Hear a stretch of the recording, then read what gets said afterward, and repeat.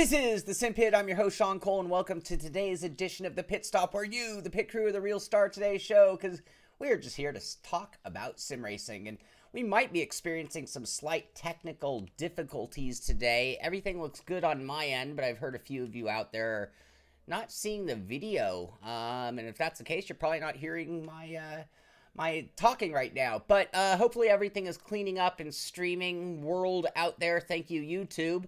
But here we are to talk about today's sim racing news, and we do have a few things going on, and again, I'm still blown away. Here we are, April 12th, Thursday, April 12th, 2018. We've been doing this for about 6 months yet, and we have yet to have a dry day, at least a completely dry day.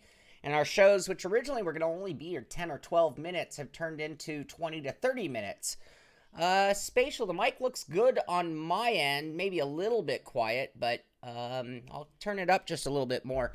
I don't really want it anymore in my face because you'll start hearing other things you don't want to hear, like popping noises and things like that. So we'll see how the volume. The other thing I've learned about doing the streaming, especially when it comes to voice chat stuff, is that some people are on headphones, some people are on big speakers, and it's really hard to have one volume that fits all, because I can tell you, if you're in headphones, you're going to be hearing it a lot louder than if you're on speakers. So anyway, hopefully the volume is all good for everybody. Let's talk about sim racing news, what's going on out there. In the world of Forza, we've been talking about their racing championship, and round 1 has completed, and here are the standings. So Venom of F4H, I think John Hill used to race with the guys at F4H. Thank you guys. Thank you everybody who's chiming in your opinion on the sound. It looks like we're doing all right. Yeah, thank you, Darren. Lightning TX3 and Billy So TX3 leading the board. So these are the big winners. Sparky, that name, is that the same Sparky from the old school days of gaming? I mean, that seems like it could be a pretty common name. But we have that going on. Those are the guys we need to keep our eye on. Also, completely, no, Tom, I don't think that the AccuForce is going on a 50% sale, but thank you for that. I think Sim Experience has a representative here in the audience who could probably tell you if that's true or false. But I've been telling you, but they've been looking for their closed beta group for, we're talking Codemasters now, for their more portable version of the game. In addition to that, they have a survey. So if you want to help Codemasters out, you want to help Codemasters develop for the future, you might want to go to their Twitter feed, take their survey. I haven't looked at it yet. I probably will. But hey, give them your thoughts. Give them your opinion on how it could be a better experience. Also, there's a video. Oh, I had it. Here we go. This is Lance Stroll taking a lap at the Chinese Grand Prix, Shanghai International Circuit in Codemasters. So if you want to see how the real guys do it, and he's talking all the way through the lap time. So this is the guy from Williams Racing, and that could be very cool. More than just the guy from Williams Racing, by the way. TT Isle of Man, we played it last week, or no, that was the beginning of this week. That was just a few days ago. But there is a patch, and I know it addresses controller issues or support. I don't know if it's going to be the kind of support we're all looking for. When I played that game, I played it with a controller, and I was more than happy. I had no desire to switch to a steering wheel and pedals for it, but they are addressing controller support with that. Also we talked about Feel VR. We've talked about it quite a bit. We talked about their Kickstarter funding. It opened yesterday. By the time we checked in with it, they had already exceeded their goal. Want to know by how much? These guys are already up to $369,000. That means that 369,000 have put down $1,000, and they don't even take 1,000. So it's more like about 700 people have put down $500. Beard trimmer ads before Sean's show. Oh, that's too funny. I'm not sure. There's talk about how long we'll keep the beard, how long this is going to go. I have no idea. I've never had a beard in my entire life. We're going to keep it going. I've thought about making it, holding it out. We're at 33,479 subscribers. And my goal was to hit 40,000 by my birthday, May 21st. And there's no way that it's going to happen. There's no way I'm going to make 40,000 subscribers by May 21st. So maybe the new goal Or the new prize would be, as soon as we hit 40,000, I'll shave my beard. Maybe that'll be, I don't know. We got to give that some thought. iRacing has another Mazda Hotlap challenge, and this is a big deal. Big prize at stake here. You're talking about a VIP trip to the 2019 Rolex Daytona 24. They're going to be doing it on-site and online. So, online time attack schedule, week 1, which is the 13th through the 15th. So, that starts tomorrow. Daytona Road Course, followed by Lime Rock, Watkins Glen, Road America, Gateway, Laguna, Road Atlanta. In addition to that, they're going to be doing at track. So at Long Beach this weekend, they're going to have something down there. You can go drive their sims. I believe they run a virtual GT for the Mazda simulators. I think that's what we're looking at in this picture, actually. And then they're going to follow that with, really, it looks like the same schedule. Lime Rock, Watkins Glen, Road America, Gateway, Laguna, and Road Atlanta. So this could be a good opportunity. Everybody who's won things through Mazda, it's turned out to be quite a ride for them. So this could be a fun thing to do. If you're planning on going to any of the races they're going to be at this season on this schedule, go drive their simulators in person, and don't forget you can do it online as well. So that's very good, and that's in the Global Mazda MX-5. This is sort of funny to me. So, big announcement. Forza Horizon 4 confirmed by Microsoft. Announcement at E3 2018. I guess why I laugh, and I'm not going to go into depth on this article, is, number one, was there any doubt there would be a Forza Horizon 4? I mean, it's like, do you really, were we all on pins and needles waiting for the announcement? And isn't that the announcement? So what announcement are they going to make at E3 2018? I mean, they're not going to tell us everything about the game, and now I already know that it's been confirmed, so a lot of nothing. Next up, a new company, and this is the old school guys from Activision and PlayStation veterans creating a new place called Maze Theory, and it's a VR studio. We've talked about how VR is awesome. We've talked about how VR is going to get better.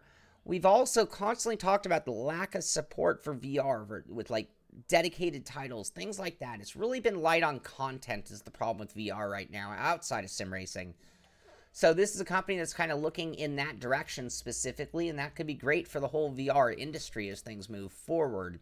I apologize for going at quite a rate. I have one of my best friends in the world here in town. He's here for Long Beach, and he's here for his annual vacation to California. So I'm trying to get through the show real quick so I can go hang out, and we're going to go play for the day, and I'll be back at 6 for the race. But that is why I'm kind of going at a rapid-fire pace this morning, and I apologize for that. But here at Switch Player, so obviously for the Nintendo Switch, they're talking about Snow Moto Racing. This is the Freedom Preview. And, you know, the one thing I see when I look at it, it kind of looks like the snowmobile version of Dakar Rally. Like, it looks like just sort of an open, you find your own route type of racing. Could be kind of cool. I'm sure we have some snowmobile type racers in our crowd. They might like that a lot. Rocket League on the Switch, new quality mode, worth it. Is it? So they're talking about the upgraded version of Rocket League. Thing that fascinates me about Rocket League, these guys are pretty much the leaders when it comes to multi-platform support. I think you can play Rocket League on just about any kind of machine there is. Checking in with some of your guys' chat. I missed the PS4 update, so thank you, Spatial. Project Cars 2 has a PS4 update as of yesterday. This is update 4.01. So was that an update to an update? 4.01 kind of sounds like it was a fix to a fix. And anyway, that's all you guys are talking about. Cool. Thank you for that, Spatial. I appreciate it. I didn't have that in my news, so I don't have it up to show you guys. But for you PS4 version users of Project Cars 2, you'll be able to get that when you get online next. Another deal just to let you guys know about if you're looking for a computer deal right now. Again, it seems like the best way to get a graphics card. I mean, if you just need a graphics card, go buy a graphics card. But it seems like right now, you can buy an entire computer ready to go for about 125% of the graphics card in it itself. So you get the chip, the board, the power supply, the fans, the case, the RAM, excuse me, all of that thrown in for just a very small sum compared to the price of the video card. But anyway, here's a Dell XPS desktop, 6-core Intel CPU GeForce GTX 1070 for $1,000. That sounds really cheap to me. You guys let me know. A lot of you guys know more about computers than I do. We played this game with the last deal I brought up, and some of you said it was a decent deal. Maybe not setting the world on fire, but a decent deal. I think we're in the same ballpark here. This one actually hits home to me. So FTC warns companies that the whole warranty void if removed stickers are potentially illegal. And I do remember a while back, this is many years ago, I bought a video card once when I was building a system. I got it home, and that warranty if void sticker was like on the back of the board where all the solder marks are, and it was like kind of like, it wasn't even on all the way. It was like literally flapping up, and I'm like, you know, I've got big fans. I had a Zotac fan like this big in that system, and I'm like, all the wind in that machine is going to blow that sticker off. The last thing I want is the sticker jumping somewhere it doesn't belong, so I pulled it off. Well, as it turns out, I bought the wrong video card, and when I went to return it, they refused to take it because of this.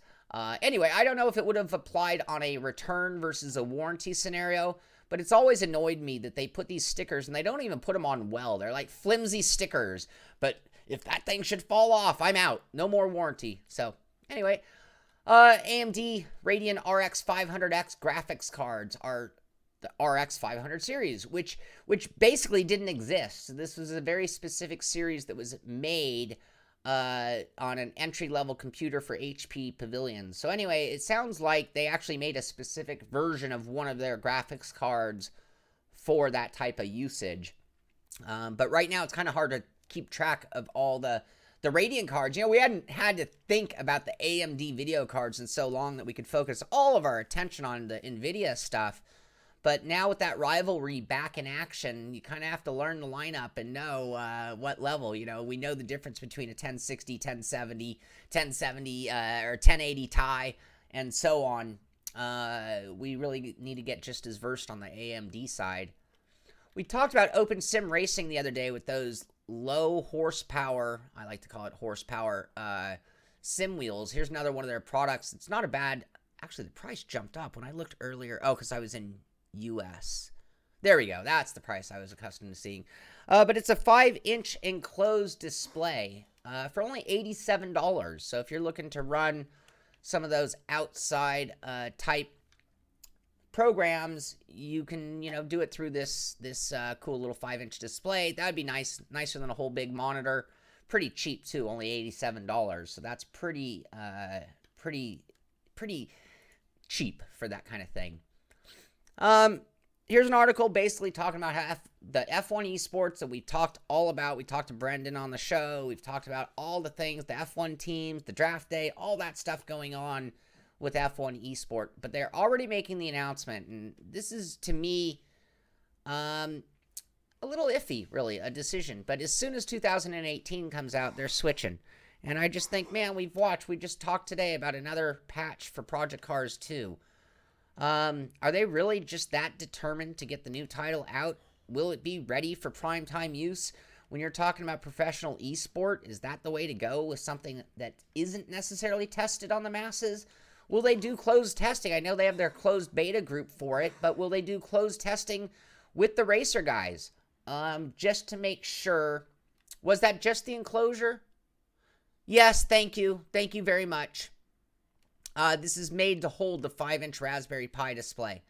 I'm sorry about that. And that makes it not inexpensive. $87 is actually a bit of money. Thank you very much for having my back on that. Who had my back there? Stu Art. Stu, email me, Sean@thesimpit.com.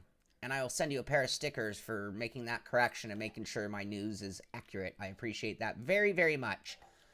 So, back onto eSport. Here's a whole other thing. Question and answer. This is at eSport Series, F1 eSport Series Q&A regarding F1 2018, which is, you know, coming earlier in the year than we're accustomed to seeing the title out of Codemasters, it seems like. So that is kind of cool. We'll get a much earlier version because of how much pressure there is. Yeah, Velcro's much cheaper, Tom.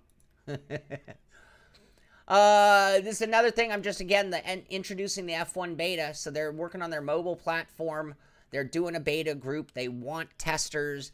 They're doing that survey. They are listening. They are looking for help. They are looking for input. And we are the guys that are perfect to give them that input. So I hope some of you will take advantage. Getting in well with Codemasters is a good idea. Who knows what that will bring you in the future. It could be very cool.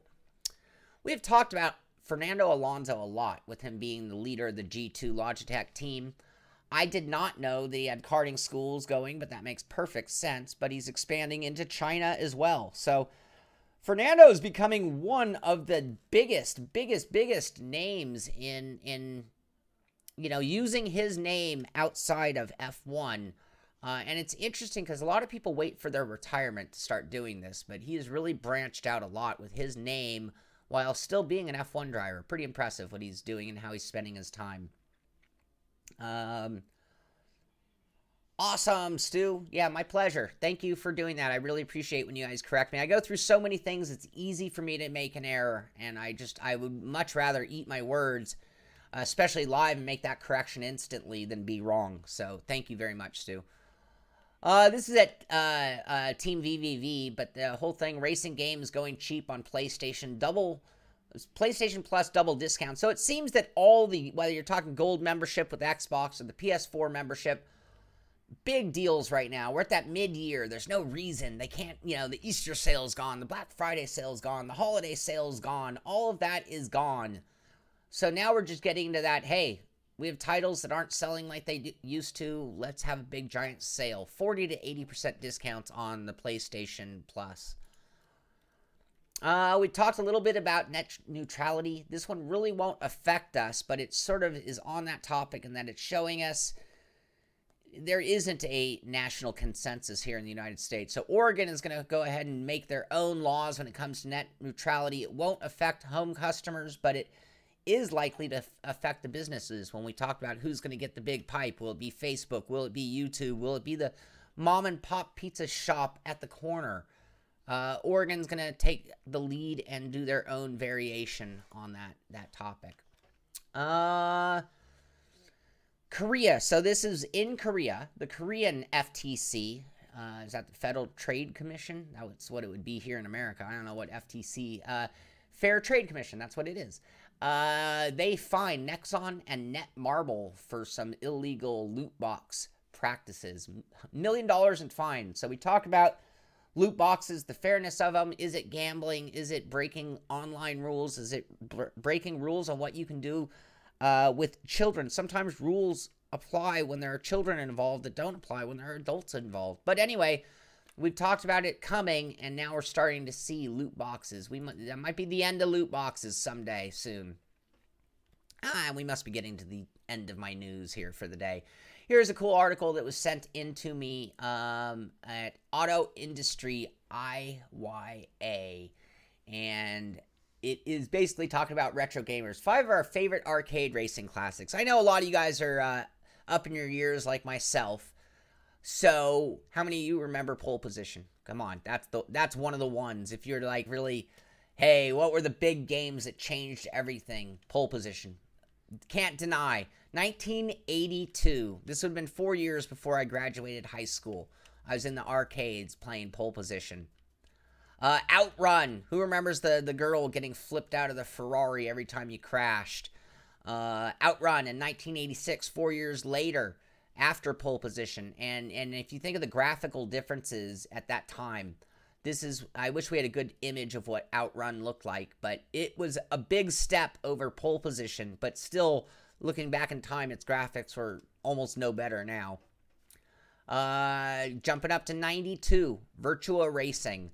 I don't think I played Virtua Racing quite as much as I did Outrun or Pole Position, but I definitely played my share of Virtua Racing in 92.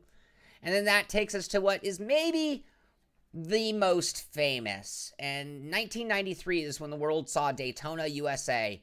And if I'm not mistaken, you will still see Daytona USA in just about every real or big arcade that you go to. To this day, this title, I mean, they've changed it. It's not the same version we played in 93, but Daytona USA still plays on to this day. And if I'm not mistaken, so does Sega Rally, which came out a year later in 1994. Sega Rally was actually quite awesome for a coin-op version of a Simcade game. And anyway, so just a little bit of a walk down memory lane for some of you guys who've been around since the early days of sim racing in 1982, going back to pole position. And it started a long time before that. You can't even make the argument that pole position was the first.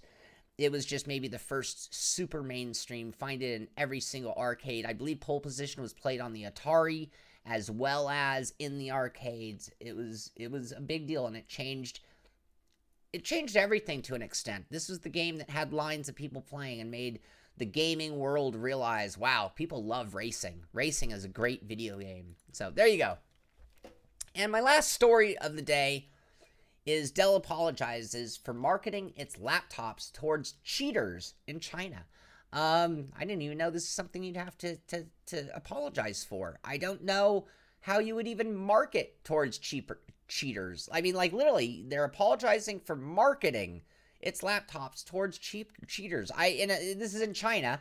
I never saw any kind of article from or advertisement from Dell saying get the upper hand on your opponent by cheating with our Dell laptops. But anyway, I just thought that was sort of a funny, interesting story. It doesn't really apply to sim racing, but many of you guys run on Dell computers, and it's just weird to see. I don't know. It just kind of made me laugh. It's not something I'd ever think I'd hear Dell apologize for, to be honest with you. So that is going to do it for today's news. I'm going to be off the rest of the day until 6 o'clock. And at 6 o'clock tonight, we have our race number 1, week 3 in the Simpit Lotus Challenge. We will be at Sebring, the ever so bumpy version. Actually, this isn't the most bumpy. Michael Clark, thank you so much. We are betting on Michael Clark is putting $5 bet on Tom Jones making it to the podium. So no pressure, Tom. You just got to get a top 3 spot and just wonder who's going to show up tonight. You know, we've seen the leaderboards. We've seen who's fast, but we still have a few guys who haven't showed up yet. We'll see how hard 3rd place is. Greetings from San Diego Hydroponics, Sean. Very cool, D1 RGE. Have fun down there in San Diego, and thank you for being part of the show today. And that is going to do it. I am done. I'm going to get back to hanging out, having fun. I'm playing all day long, and I'll be back at 6 to do some racing. What a perfect day. Beautiful weather. This is Thursday, April 12th. Tomorrow, I will not be here. Tomorrow, I will be down in Long Beach, and I will be there Friday, Saturday, and Sunday. We'll be back Monday morning with a new edition of the Pit Stop. So my last official stream between now and Monday's Pit Stop will be tonight's race at 6 o'clock. And other than that, I'm just going to enjoy some great racing down at Long Beach, hanging out. It is supposed to be a perfect weekend weather-wise here in LA. So it should be a great weekend.